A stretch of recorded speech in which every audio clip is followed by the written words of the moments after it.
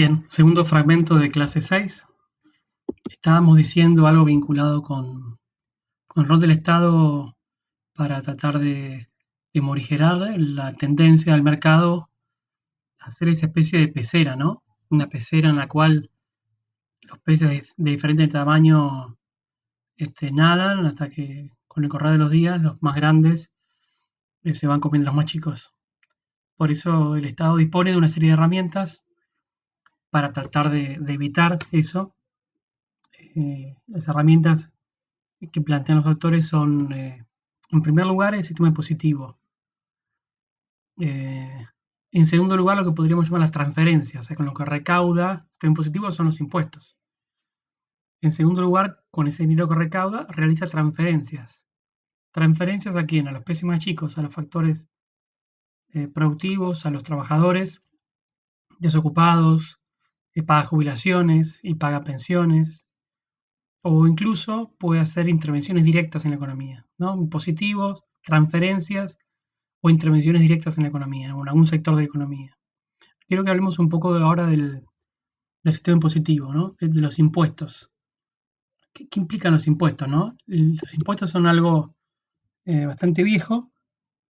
Eran una especie de contribución de guerra que hacían los países ganadores en una guerra a los países perdedores y también a los países aliados, dependientes, pero dentro de un Estado, dentro de una democracia. ¿Cómo funcionan los impuestos? ¿Por qué hay que pagar impuestos cada vez que uno compra en el kiosco? 21% de IVA por un alfajor. ¿Por qué ese productor tiene que resignar un 21% del precio que nosotros pagamos para dárselo al Estado? No hay guerras, servicio de justicia, hay que pagar tasa de justicia. Cuando echamos nafta, pagamos también impuesto a la nafta. El tema del impuesto es uno de los temas más complejos desde el punto de vista regulatorio. Y es discutible porque forma parte de la formación de Estado. Y por eso ha generado tantos problemas a lo largo de la historia, tantos conflictos. Y eso lleva a que, por ejemplo, en la, en la legislación argentina esté prohibido que los poderes ejecutivos, que los reyes, digamos, que los presidentes creen impuestos. Solo puede hacer el Parlamento. E incluso la Cámara de inicio tiene que ser la Cámara de Diputados. Todo este, bien estructurado justamente para que no se produzcan conflictos. Digamos, porque a lo largo del tiempo muchas revoluciones empezaron justamente desde la norteamericana a otras con origen fiscal, con origen de un aumento de impuestos. Sin ir más lejos, el conflicto más importante político que tuvo la Argentina en las últimas 2 décadas tuvo que ver con un aumento de los impuestos, con el aumento de las retenciones a la soja.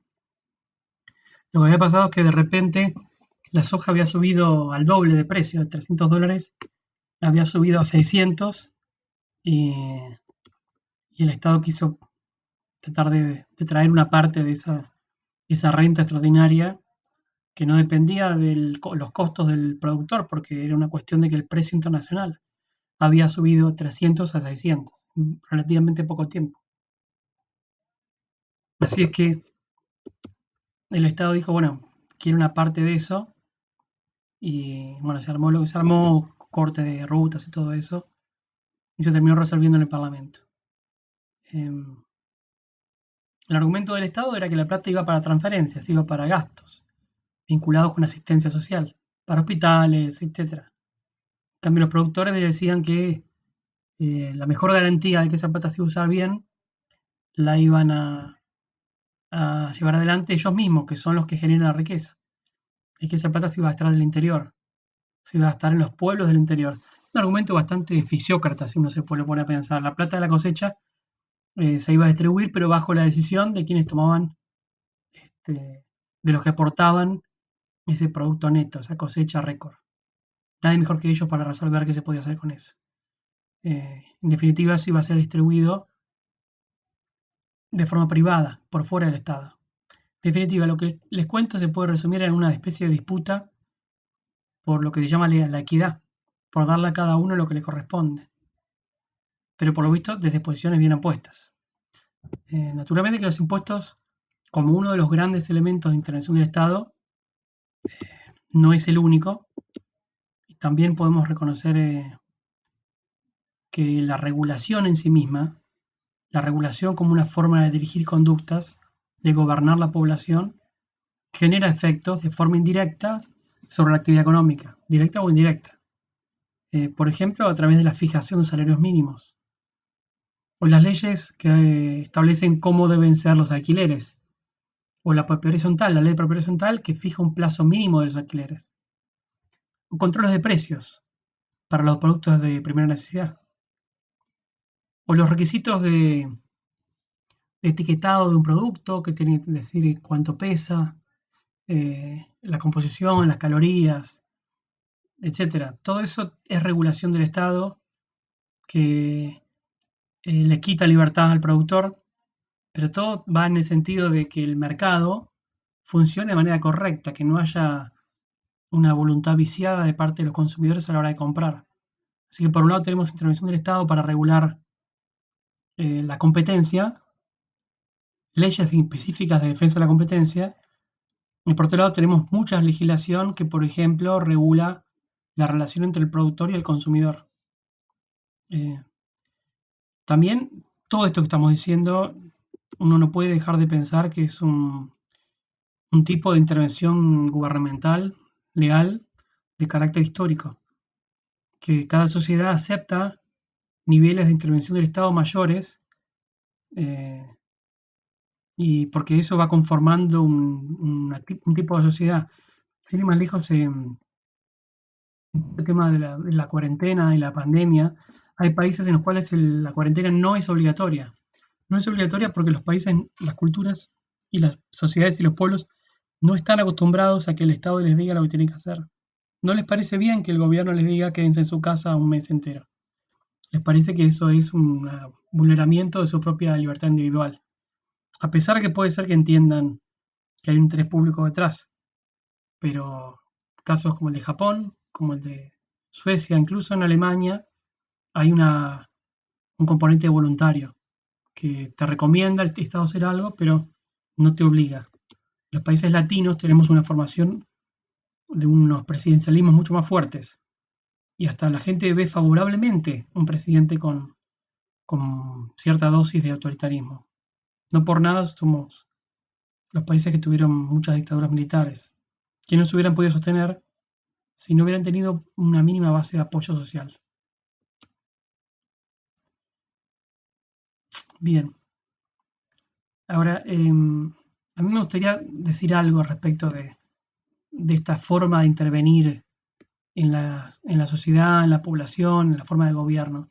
Y es que hay un concepto, hay un problema, digamos, de péndulo, en el cual muchas veces pasa que una vez que un gobierno intervino mucho en la economía, sucede que luego viene inmediatamente después otro, la gente vota a lo contrario, eh, que justamente lo que busca es dar libertad a la actividad privada, por encima de la regulación pública. Eh, Así que, si bien las culturas de países son definitorias, también uno puede ver este movimiento pendular, no solamente en la Argentina, sino también en varios países más.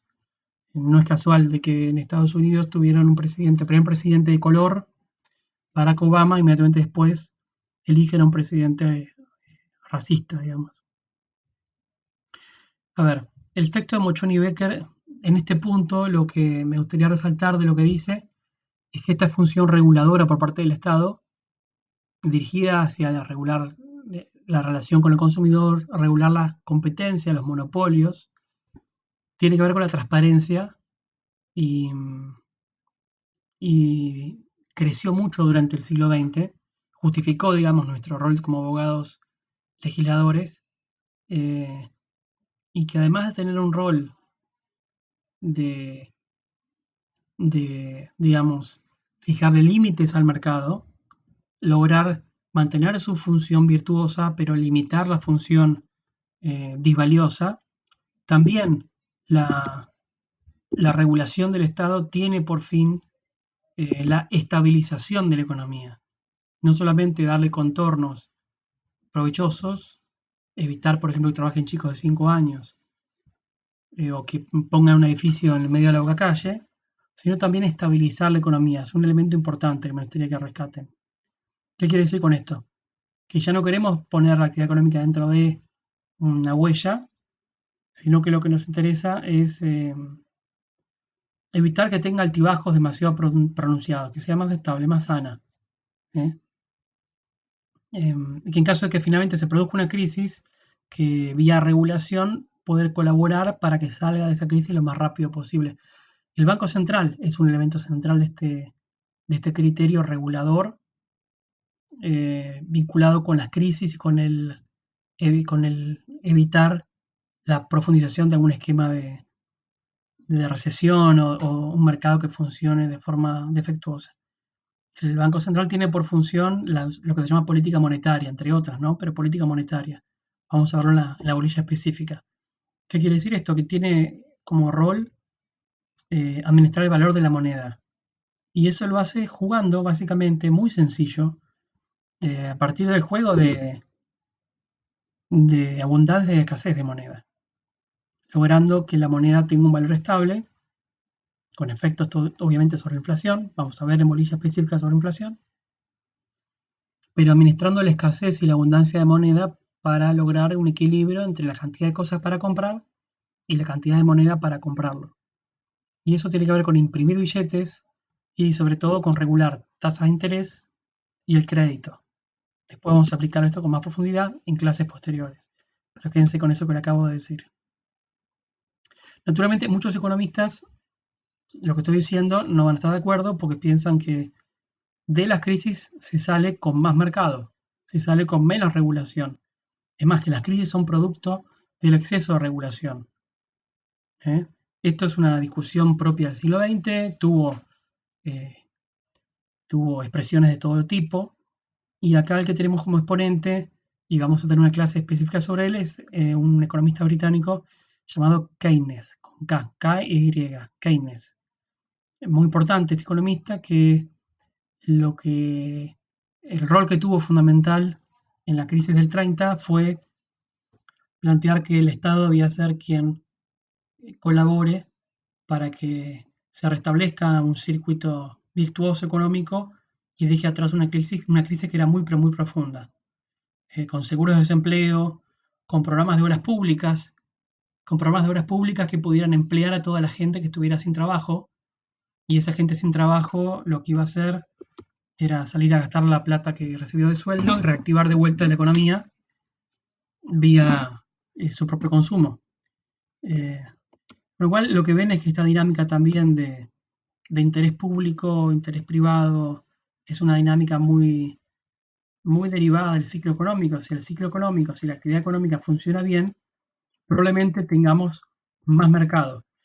Mientras que cuando la actividad económica funciona mal, hay una tentación bastante extendida con la cultura de cada país y con el péndulo funcionando igualmente hacia una mayor intervención del Estado cuando hay crisis. Así que es probable incluso que una de las consecuencias de esta pandemia y de toda la crisis que genera vinculada con el desempleo y con caída de actividad económica vaya a traer mayor intervención del Estado en la economía para, para superar la crisis vía políticas públicas activas, políticas públicas que busquen recuperar rápidamente niveles de actividad económica previos. Por ejemplo, poniéndole plata a la gente en el bolsillo para que consuma, para que siga activando el comercio, los servicios, etcétera, y que no se corte la rueda que termina generando más desempleo, porque si la gente no consume, los empresarios despiden, y si los empresarios despiden, los consumidores, los trabajadores van a consumir menos todavía. Así que los estados están en este momento en casi todo el mundo poniendo plata en el bolsillo de la gente desocupada o de la gente que tiene problemas de ingresos para que no se corte la rueda del consumo, porque esa plata que le ponen a la gente en el bolsillo justamente se usa para comprar en el mercado de enfrente, para en el chino, en la tienda, la carnicería, y eso gira la rueda económica y hace que todo no se frene. Dejamos acá, hacemos una pausa, vamos por tercer fragmento. Hasta luego.